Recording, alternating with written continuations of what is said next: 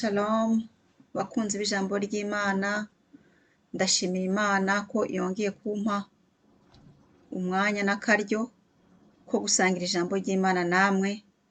Ibyo ngibyo ndabishimira Imana cyane.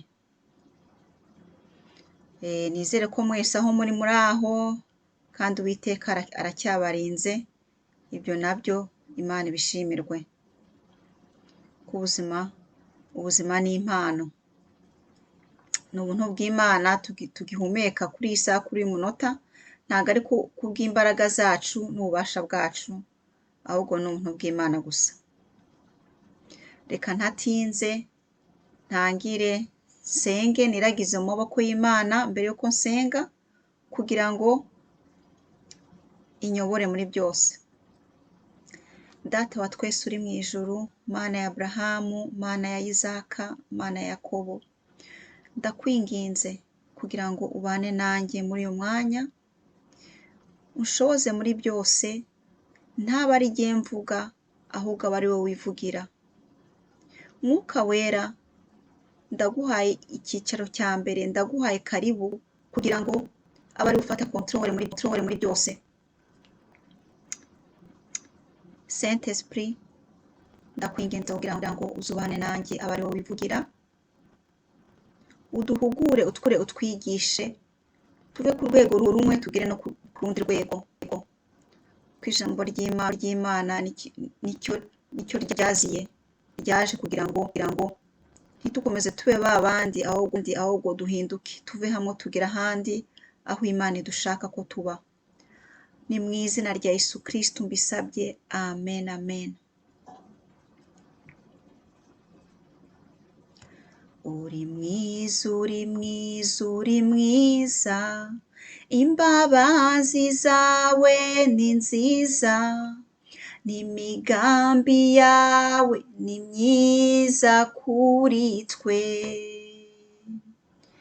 Wanesheje Satani, umunyaga ubutwari bwose, ukwiriye icyubahiro n'ikuzo. Uri mwiza, uri mwiza, uri mwiza, imbabazi zawe ni nziza, n'imigambi yawe ni myiza kuri twe. Haleluya, amen. Atari imbabazi z'Imana, ntago tuba tukiriho tugihumeka muri kano kanya. Twese tubeshejweho n'ubuntu bw'Imana n'imbabazi zayo. Ihabwa icyubahiro, yo iraherahera cyane. Amen, amen. Turakomeza dusoma, tugeze mu Itangiriro igice cya 38, ariko ndakomereza ku Itangiriro 39. Mu Itangiriro 38, abakunda ijambo ry'Imana, abashaka kumenya amabanga ari muri Bibiliya, batarasoma, mufate akanya kanyu muhasome kugira ngo hatagira ikibacika. Haravuga mu ncamake, resume, haravuga ukuntu umwana umwe mu bahungu ba Yozefu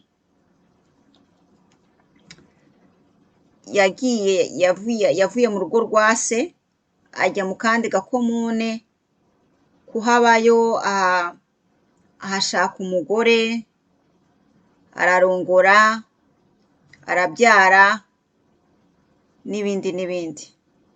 Uko uwo mwana wa Yozefu Yuda ibyamubayeho, ushaka kumenya iyo nkuru yayisoma mu Itangiriro 38, ariho ntashaka gusoma, nshaka gusimbuka kugira ngo dukurikirane inkuru ya Yozefu, uko abavandimwe be bamugurishije n'icyabaye kuri Yozefu.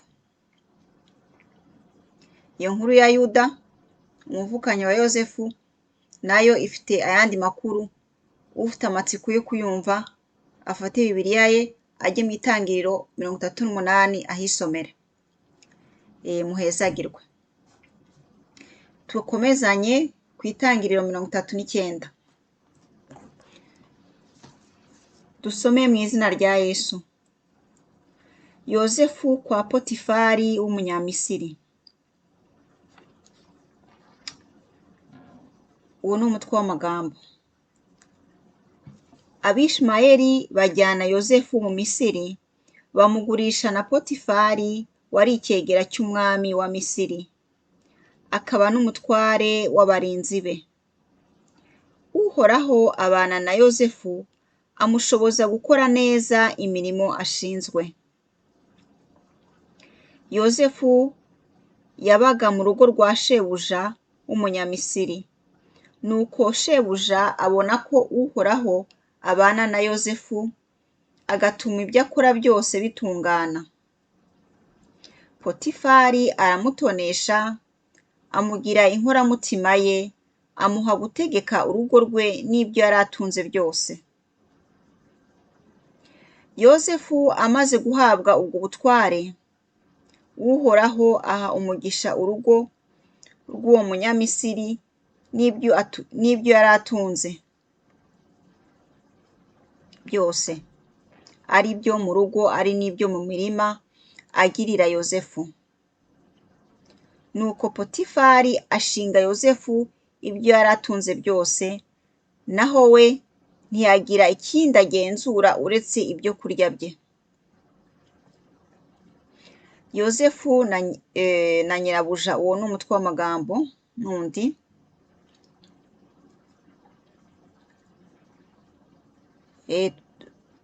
Turimo gukomeza dusoma kuva ku Butangiriro 39 kuva ku murongo wa mbere kugeza ku murongo wa 20.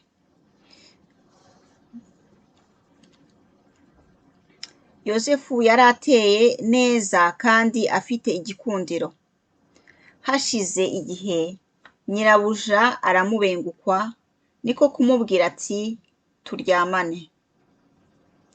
Yozefu aranga, ahubwo aramubwira ati dore databuja nta kindi akibazwa cyo muri uru rugo kubera ko mpari, kandi yanshinze ibyo atunze byose. Muri uru rugo nta unduta kandi nta kintu databuja atanyeguriye uretse wowe kuko uri umugore we. None nashobora nte gukora icyaha gikomeye gityo ngacumura ku Mana? Nubwo yajyaga amubwira buri munsi ngo baryamane, Yozefu ntiyigeze abyemera. Umunsi umwe Yozefu yinjiye mu nzu gukora imirimo ye, kandi nta muntu n'umwe wari uhari. Nuko uwo mugore afata umwenda wa Yozefu aramubwira ati ngwino turyamane. Yozefu aramurekera, ahungira hanze. Uwo mugore abonye amusigiye umwenda we, agahungira hanze, ahamagara abagaragu be arababwira ati dore yatuzaniye umuheburayi wo kudukoza isoni. Yaje ngo turyamane, ariko mvuze induru ndatabaza. Yumvise mvugije induru, asohoka yiruka arahunga, ata umwenda we iruhande rwanjye. Uwo mugore arekera umwenda aho kugeza igihe umugabo we atahiye. Atashye, umugore aramubwira ati wa mugaragu w'umuheburayi watuzaniye yaje ansanga ngo ankoze isoni. Yumvise mvugije induru ngatabaza, ata umwenda we iruhande rwanjye, ahungira hanze. Potifari amaze kumva ibyo umugore we arega Yozefu, ararakara cyane, maze afata Yozefu amushyira muri gereza y'abagomeye umwami. Iryo ryari ijambo ry'Imana. Murumva rero ko ibintu bimeze, uko histoire irimo gukurikirana ya Yozefu. Ubushize twumvise ukuntu bene abavukanyi ba Yozefu bamugurishije baramugurishije. Urumva ko abo bamuguze bahise bamujyana mu Misiri. Mu Misiri bakamugurisha n'umunyamisiri wari icyegera cy'umwami. Urumva bamugurishije n'umutwaro ukomeye w'icyegera cy'umwami,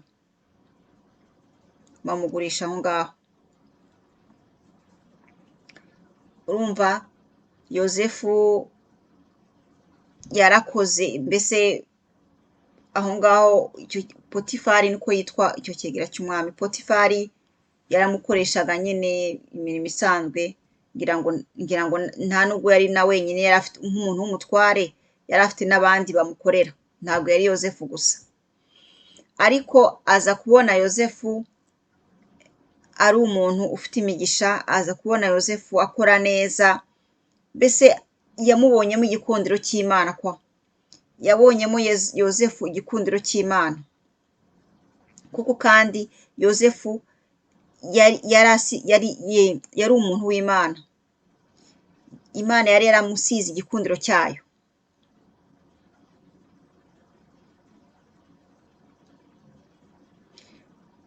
Noneho imirimo yose agakora ikamutunga, ikamuhira, ibintu byose akora bikaba byiza. Murumva ko bene data, igikundiro cy'Imana ni ikintu cy'ingenzi mu buzima. Nibwo rero uwo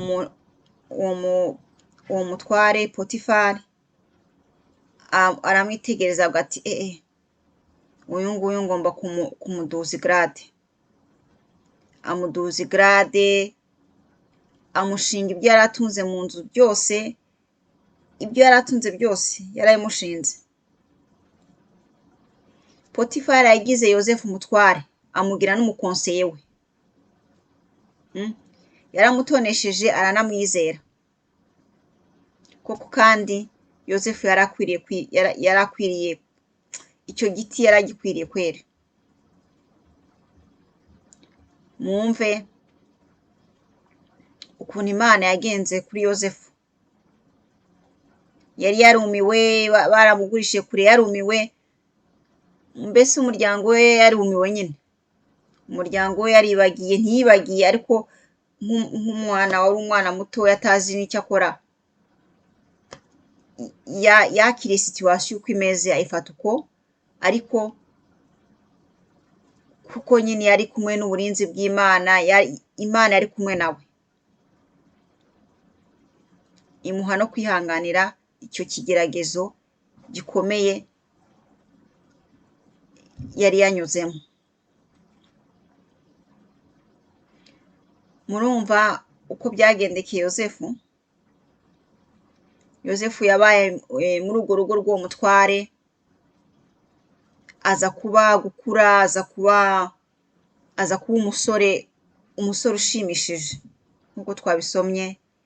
Mbese yari umusore mwiza, afite igikundiro nyine, ku buryo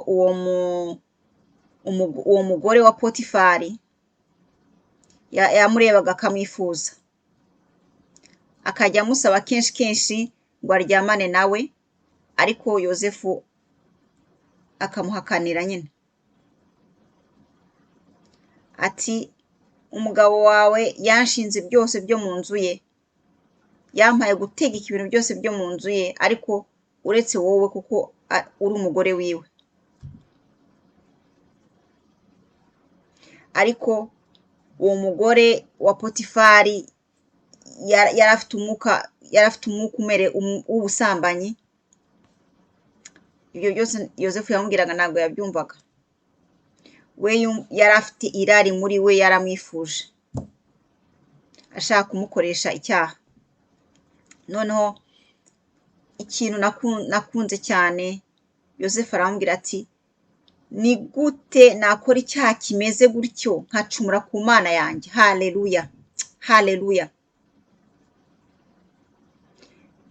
Yaba twese twakwigiraga kuri Yozefu, tugeze mu kigeragezo cyagutuma gukora icyaha runaka kimwe cyangwa ikindi, tukavuga ati ni gute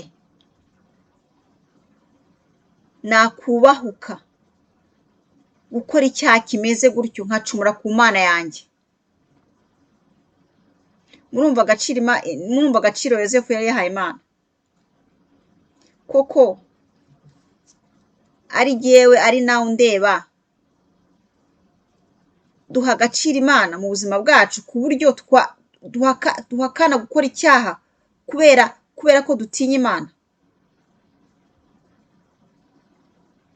Twibaze, wibaze nanjye nibaze ko urwo rwego turarugeramo rw'uko wanga gukora icyaha kuko udashaka kubabaza Imana.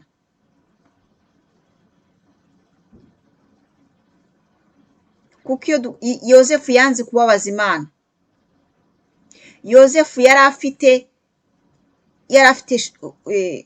afite shuwa, yari afite amahitamo ye.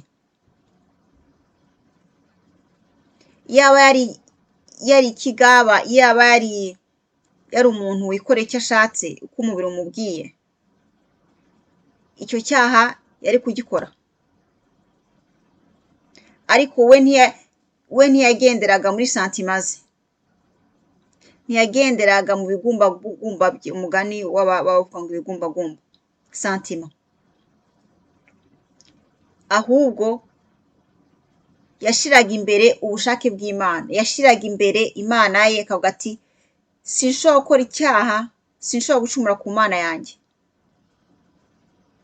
Nubwo kino cyanjye mfite pouvoir yo kugikora, ariko ndagihakanye kuko ntashaka kubabaza Imana yanjye. Haleluya, haleluya, haleluya. Iyo ni mentalite y'umuntu unezeza Imana. Dore abifuza kunezeza Imana mwese nimwigane Yozefu, ukuntu yageze imbere ya tentation akavuga ati no, ndahakanye kino cyaha ko sinshaka ko Imana yanjye isufura kubera naguye muri kino cyaha, sinshaka kubabaza Imana yanjye.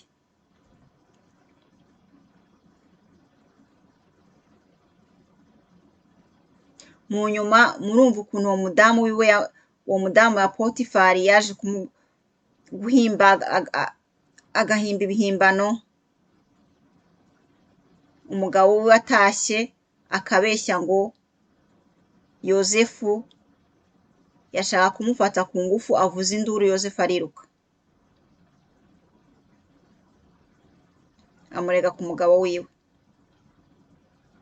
Murumva, birashoboka ko, kandi nuko bimeze kenshi, ko ugeze muri tentation imwe cyangwa iyindi, birashoboka ko icyo cyaha ucyanze kugikora kuko wanze kubabaza Imana, kubera ko wanze gucumura ku Mana, birashoboka ko haza konsekanse yindi ibabaza umubiri,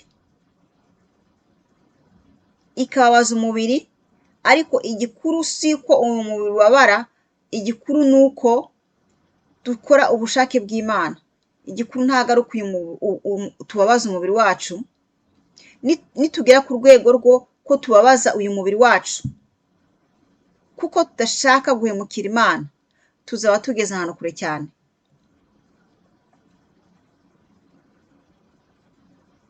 Tuzaba tugeze ahantu kure cyane.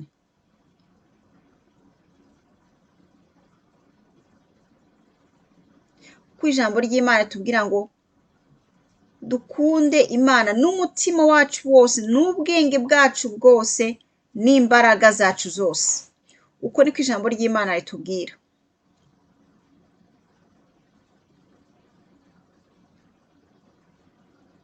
Koko gukunda Imana si amajambo gusa, si kubivuga ku munwa gusa. Gukunda Imana ni mu bikorwa, ni mu bikorwa. Imana irebera he ko tuyikunda? Nka kuriya Yozefu yabikoze, biragaragara cyane ko Yozefu akunda Imana kuko yabigaragaje mu bikorwa. Gukunda ntabwo ari amajambo yo kuvuga ngo ndagukunda Mana, ahubwo gukunda ni ibikorwa bigaragaza ko ukunda Imana. Akenshi abakristo baratwibesha cyane, dukunze kwibesha kuri icyo kintu, tukibesha no ku bantu. Ukibeshya ku muntu uhora ugendana Bibiliya, ukibeshya ku muntu uhora uvuga mana mana. Ibyo ngibyo tubyibeshyaho, ariko ntago Imana yibeshya. Imana yo ireba ibikorwa byacu. Imana idupezera, iradupima ku munzani ikurikije ibikorwa byacu, ibyo dukora, atari ukuvuga ngo duhora mu masengero, duhora twitwaje Bibiliya, twitwa ngo ni abakristu, ngo twitwa ngo twararokotse. Ibyo nta muri make ibyo ngibyo ntacyo bivuze. Ibyo ntacyo bivuze. Ubukristu bugaragarira mu bikorwa. No mu buzima busanzwe, inshuti yawe cyangwa umukunzi wawe ashobora kukubwira ngo ndagukunda, ibintu nk'ibyo, ariko wakwitegereza mu bikorwa ugasanga nta rukundo agukunda. N'Imana rero nayo ni uko itumezira, ni uko idupeza, iturebera mu bikorwa. Kandi ni ibintu byumvikana, ni ibintu byumvikana.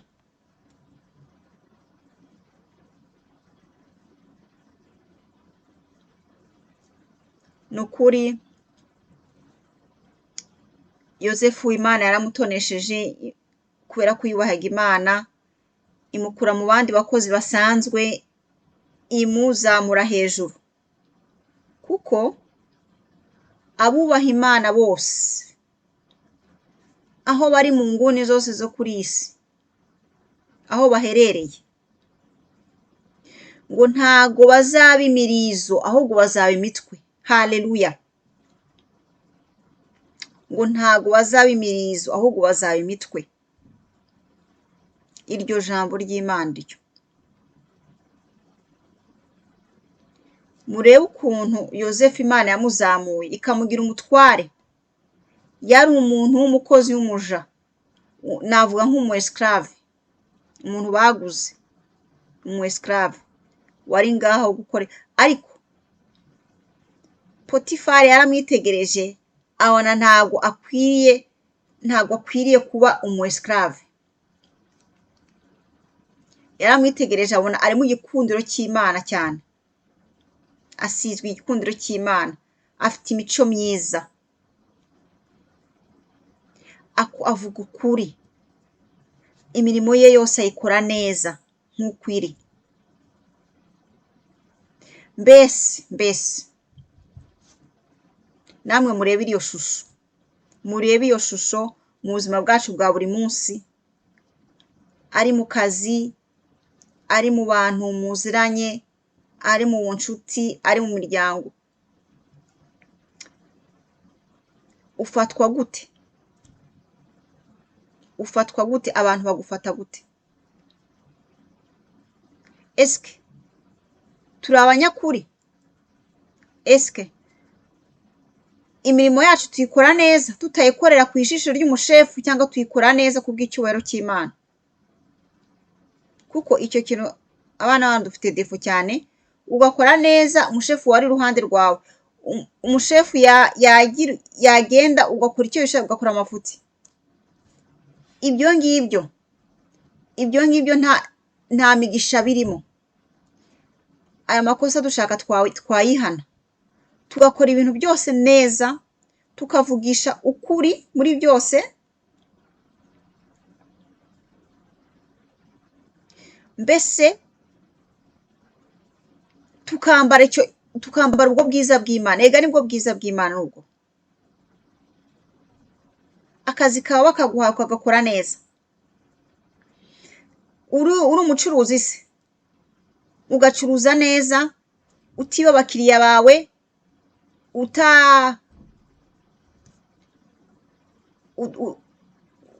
mbese udakora ibintu byamamaguye byo kwiba abantu,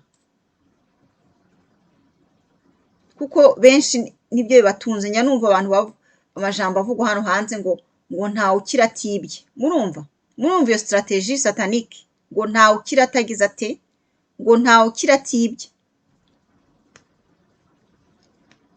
Abo ngabo nta migisha bafite mu buzima bwabo, n'ibyo byitwa ngo ubukire barunze, ibyo byose ni imivumo, nimva barimo kwicukurira.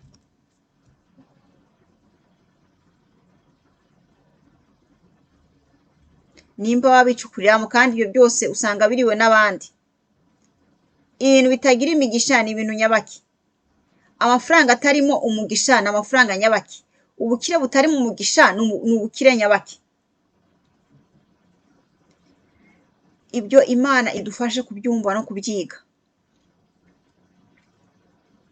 Ko nk'uko twumvise ko Yozefu yari munsi cyane, Yozefu yari umucakara, ariko murebe ahantu Imana yamukuye, kazamuka no hejuru. Kubera iki? Icyo yari afite se ni igiki? Ntacyo. Yari afite igikundiro cy'Imana, yari yambaye ukuri muri we, yari yambaye justice muri we. Ukuri. Reka iryo jambo ndisubiremo inshuro 3. Tugomba kwiga kuba abanyakuri, tugomba kwiga gusa na Yesu,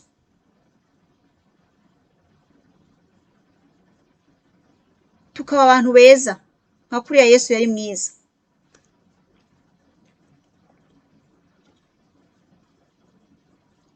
Tukavugisha ukuri, tukagira ingeso nziza, biriya byose Imana ikunda, tukabikora. Koko nta muntu ashobora kumbwira ngo yabaye umuntu mwiza, yabagize iki, yari umuntu mwiza n'ibyo byose Imana ntiyamuhezagiye. Ibyo ntibibaho, ntibishoboka. Ijambo ry'Imana avuga ko abubaha Imana bose bazaba imitwe, batazigira baba imirizo.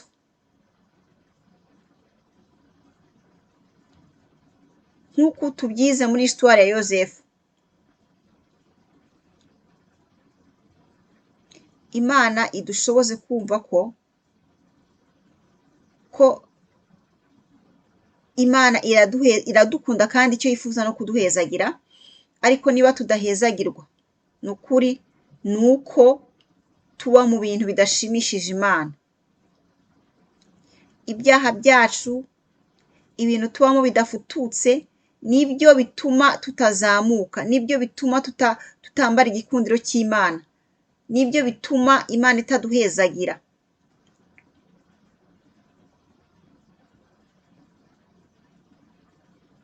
No kuba muri tentation ukagwa mu cyaha ngo ntacyo, ngo n'abandi bose barabikora, nkumva kuba mbonye icyo nshaka, ibintu nk'ibyo. Abantu benshi bagwa mu cyaha ryo kwiba, ryo gusambana, ryo kugira gute, kubera ko baguye mu kigeragezo kijya gusa nk'icya Yozefu, ariko icyo cyaha bakacyemera tu. Urumva si iyo migisha izava he koko? Ntabwo tuzabona imigisha ducumura ku Mana, ntabwo tuzahezagirwa, tubabaza Imana, ntibibaho. Uwiteka akomeze abagirire neza. Ndumva inyigisho yanjye igarukiye aho ngaho. Mwuka wera akomeze abaganiriza muri iryo jambo, kugira ngo ari jyewe ari nawe tubashe gupuratika igikundiro cy'Imana mu buzima bwacu bwa buri munsi. Tuba abanyakuri, duhakane icyaha, duhungire ku cyaha, twiruke. Yozefu yarahunze pe, yarirutse.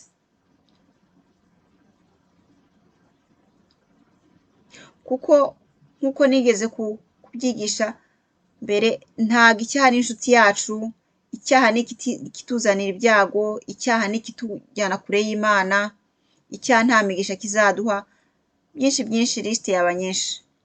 Muhezagirwaho muri, Uwiteka akomeze abarinde kugeza igihe tuzongera kubonana mu yindi nyigisho, Uhoraho nabimperaho uruhusha.